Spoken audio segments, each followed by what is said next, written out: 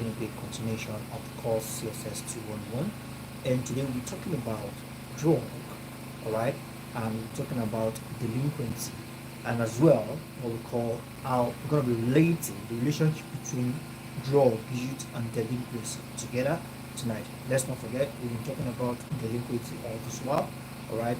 Children, naturally children have this spirit, all right, that tells them that it's wrong, and we're able to establish the fact that it is at the place of parents starting from young age in the home to teach the child the way it should go, all right, so that when they grow they will not depart from it. So basically we are going to continue today, and we're going to be looking at drugs, youth, and delinquency. With this being said, let's go straight into it. Okay, so I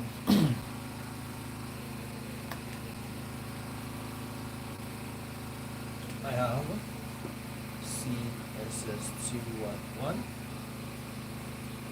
So basically we are talking about three different things, all right, drug, all right, and delinquency, all right, drug use and delinquency. So basically we are going to be talking about what drug is first. Let's dissect what drug is. Then we take our bearing from there. Now, please, sorry for the noise in the background. We've been having issues with our power supply, so I have to run on generator set to ensure the class goes smoothly. So we have drug, all right. Basically, drug use usually bring about delinquency among the youth, all right.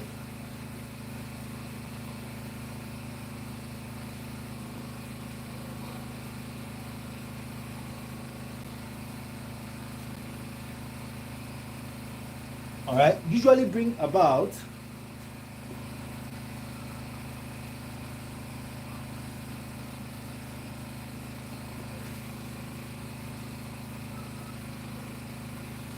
now. Let's not forget, we said something about in our previous class, that's the foundation of everything we are doing, delinquency, all right. It's a legal term, all right, for a criminal behavior carried out by juvenile.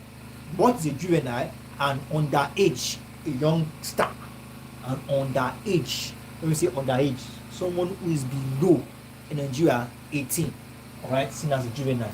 So any criminal act or criminal behavior carried out by juvenile is what we refer to as delinquency, all right. So now the use of drugs usually bring about delinquency, all right, among the youths. So some drugs are grouped into, all right, we are going to be looking at, drugs are definitely substance, all right, that propels a certain behavior, all right, substance that propels certain behaviors. So we're going to be looking at drugs being grouped into four, all right, different places.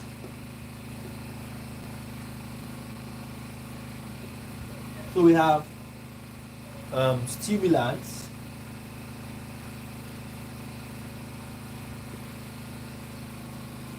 we have narcotics, all right, narcotics, we have depressants,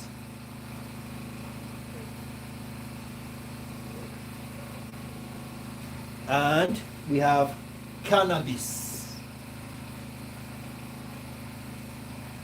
So we're going to be dissecting these four.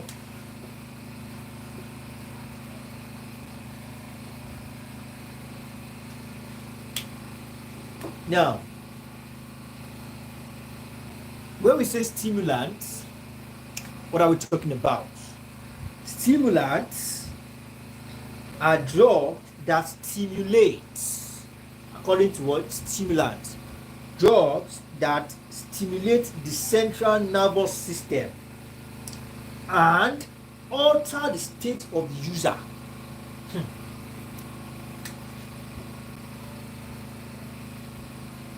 All right, drugs that stimulate the central nervous system. All right, excuse me.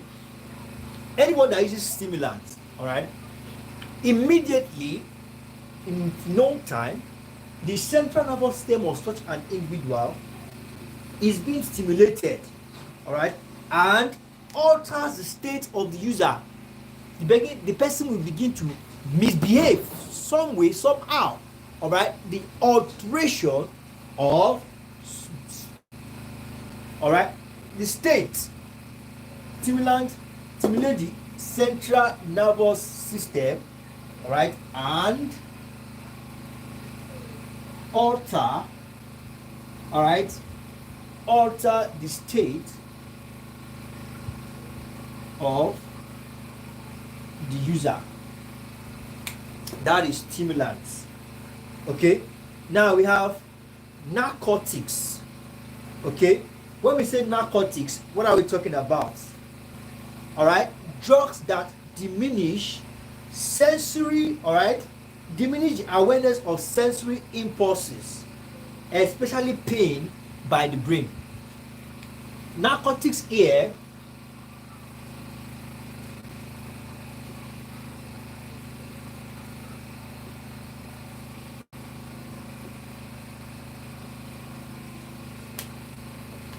all right, narcotics are drugs which diminish the awareness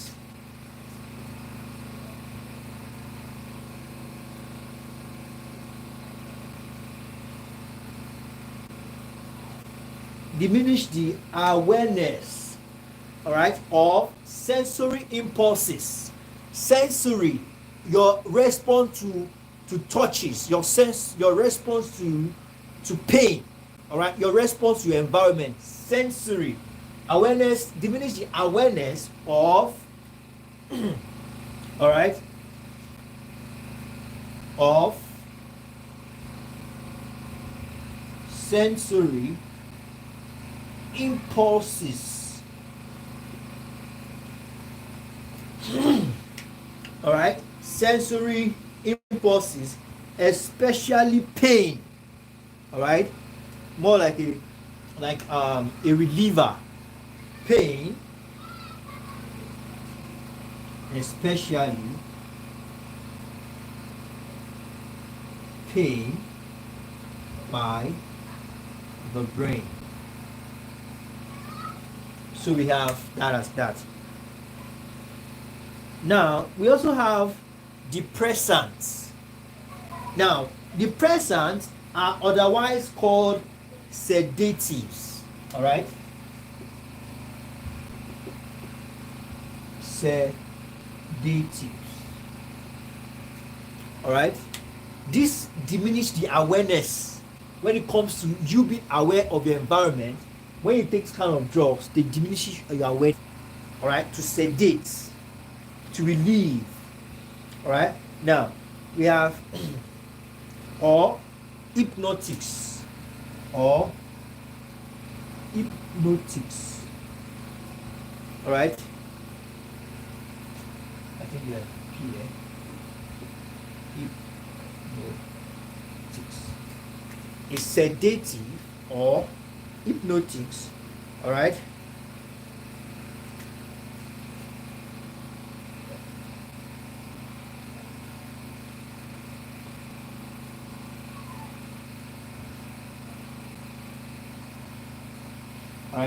basically for someone that operation, so somebody in the surgery, all right, theater, that operation is about to be conducted on such a person, all right, sedative are given, all right, such persons are given sedatives, the sedative injection, whereby the person will feel little or no pain as they are cutting the person wide open, as they are doing this, doing that, no pain at all during that time. All right, and as soon as the person starts to feel, all right, as soon as maybe probably you were supposed to spend 10 minutes and they realize that they were spending more, they give the person another sedative, all right, so that the person will never feel any pain at all. All right, it's a all right, that's what I call depressants. It depresses, it suppresses all the pains, all right, during that time that it's still effective. So we have cannabis, obtained from the word India hemp.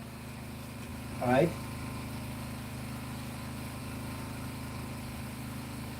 Obtained from the word Indian hemp plant. All right, called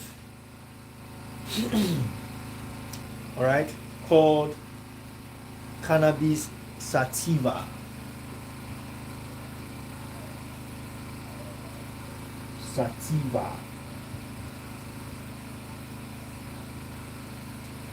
Cannabis sativa. All right. So, and is another important aspect of drug that is abused by young people today. So basically, all these categories of drugs are being abused by young people, and when drugs are being abused, just like we said here, it brings about what we call delinquency among youths. Okay, so we have that as that. Now, on the Nigerian street, cannabis are called, all right, all sorts of names, ranging from grass, wee, all right, stone, igbo, and janja, all right, all sorts of names. Now, according to Mentor, drug abuse causes delinquency, straight, as a straight point, right? According to Marton, alright, Marton, drug abuse causes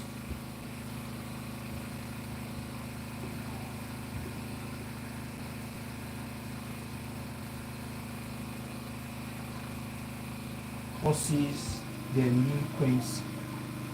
Alright, straight point, straight point. That is Merton said that. So we have that as that. Now let's continue.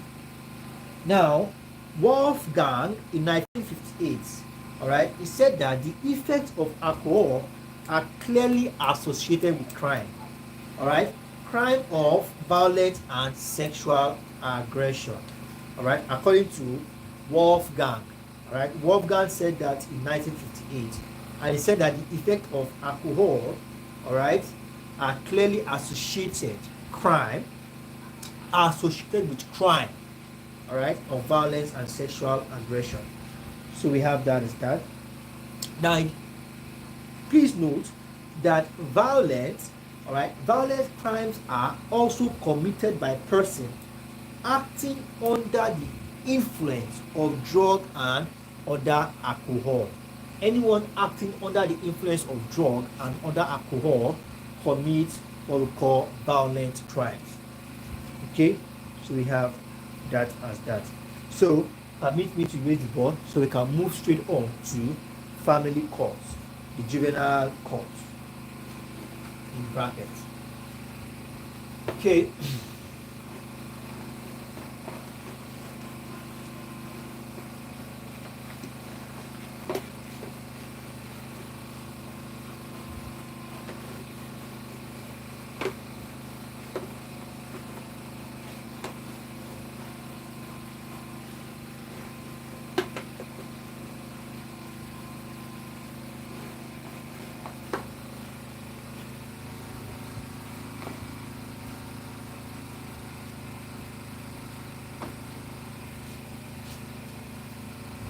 Now we have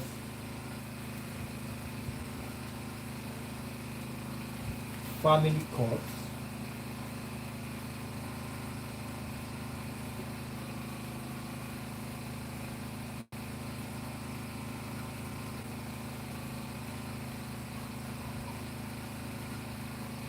Also known as juvenile courts. Now, family court is otherwise known as juvenile court because of its paternalistic philosophy. All right,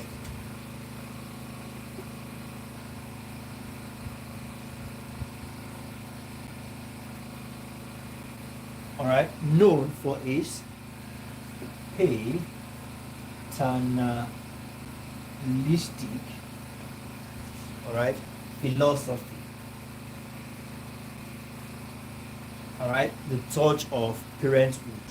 All right, a family court is a court that decides on matters and others which relate to family law.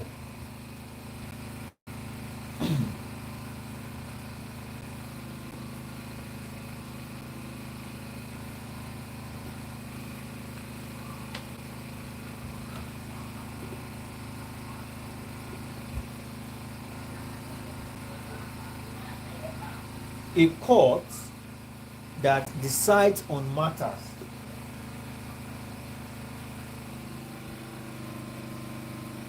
all right, a court that decides on matters and others, all right, and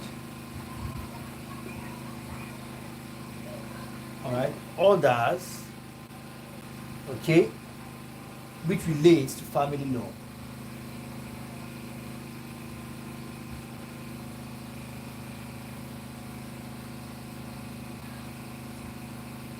All right, a court that decides on matters and others which relates to family law. Now, the family courts, all right, were first established.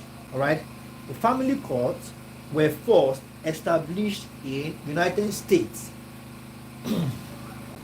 So permit me to abbreviate. FC, all right, was first established in US, all right, in the United States in 1910. Okay, and then it was called domestic relation court. All right, it was referred to as domestic relation court. All right, that's a domestic relation court. Excuse me.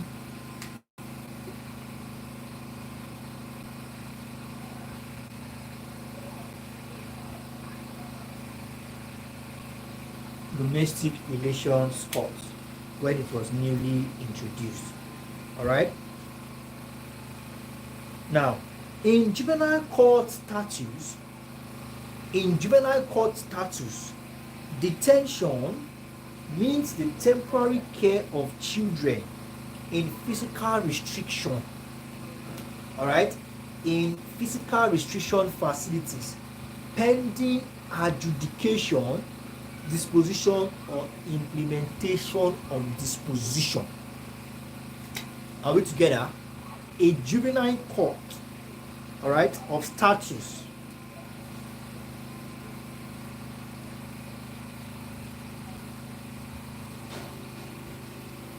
all right, detention, when a juvenile is detained, when a juvenile is being detained, all right, detention according to, all right, juvenile court status,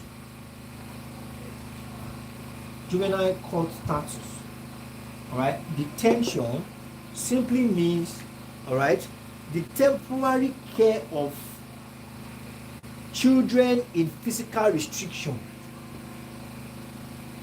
The temporary care of children, all right, in physical restriction. So it's a different case entirely when it comes to children in physical restriction, all right, facilities, all right, restriction facilities, all right, and this is only pending adjudication or disposition, pending, all right, adjudication, all right, or disposition, all right, adjudication or disposition or implementation of disposition, all right. So it's a different thing entirely compared to adults. When it comes to detention, according to the word juvenile court status. It is a temporary care of children in physical restricting facilities pending adjudication or disposition or implementation of disposition. So we have that as that. Now, the modern practice of legal separating adults, the modern practice of legally separating adults and juvenile from offender can be traced to developments, all right, in English custom and law. All right, we have poor laws and chancery courts. Now let's do that again. The separation of adults, all right, separation of adults and juvenile offenders. These are two separate individuals, all right, is traced to two developments in English custom and law. Let me erase this.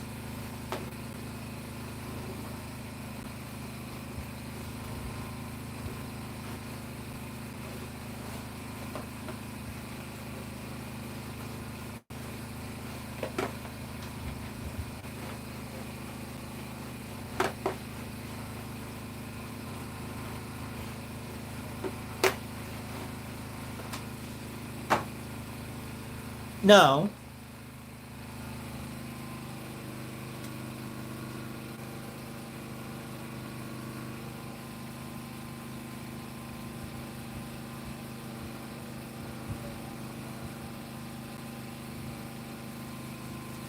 separating adults and juvenile offenders.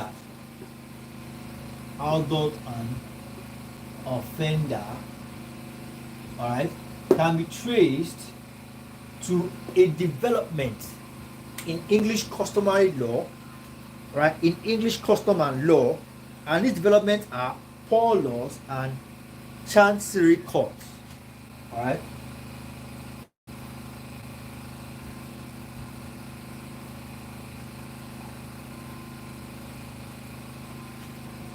Poor law and chancery, that's E.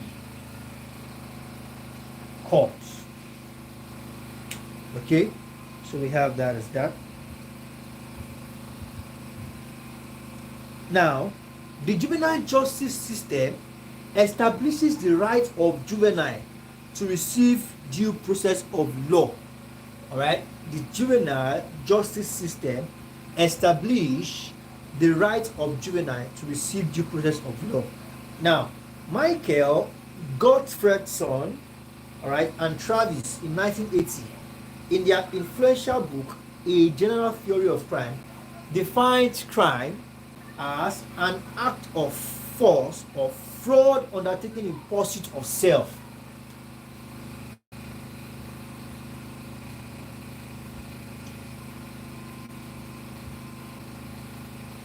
All right, undertaken in pursuit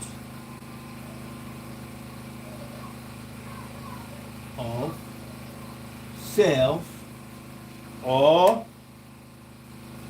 act of force.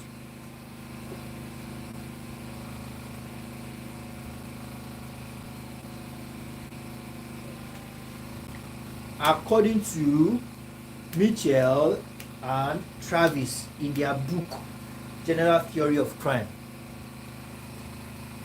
It's the definition of crime. Okay, now let's take this point. The Squendiggers, all right, Squendiggers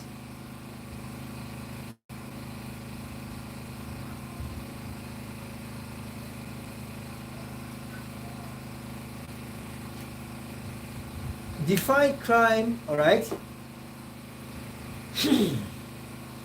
Crime implies that the causes of crime exist in the institution of society, and more especially in the institution of capitalist economy.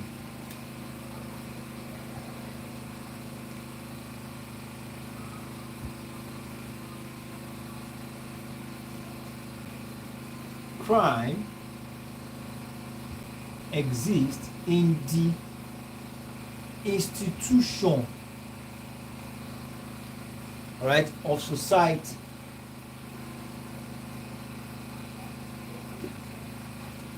Okay, institution of society, and we have that as that, and more especially in the institution of capitalist economy.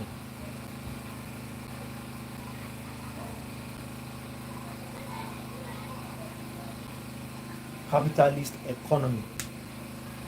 So we have that as that. Now let's proceed. Now there are 4 typical types of crime according to their nature of affiliation. All right, according to the nature of affiliation, there are typically 4 different types of crimes. All right, so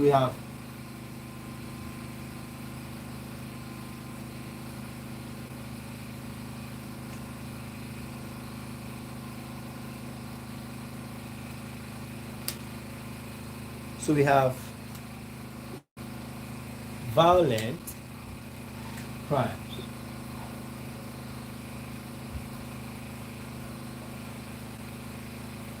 Okay, we have property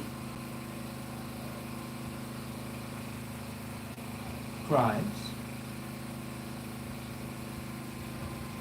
business / government related crimes, and we have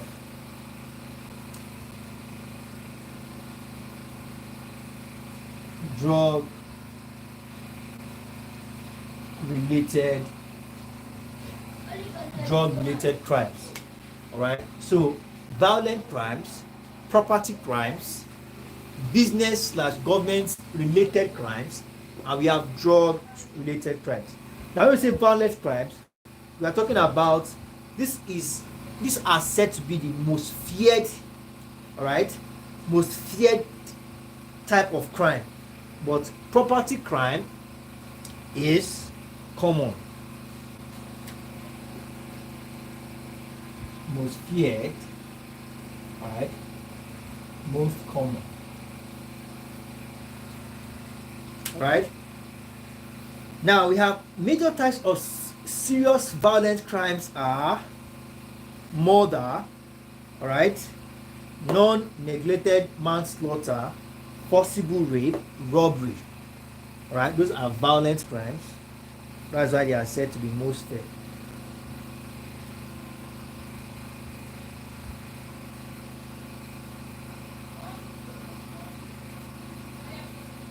Now when we say murder and non-negligent manslaughter, when we say murder and non-negligent manslaughter, all right, they are the willful, all right, willful killing of one, all right, human being by another.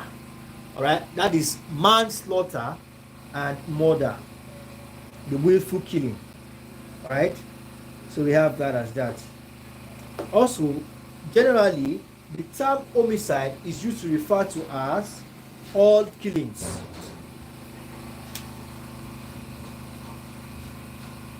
Generally, the term homicide is used to refer to all killings. Homicide.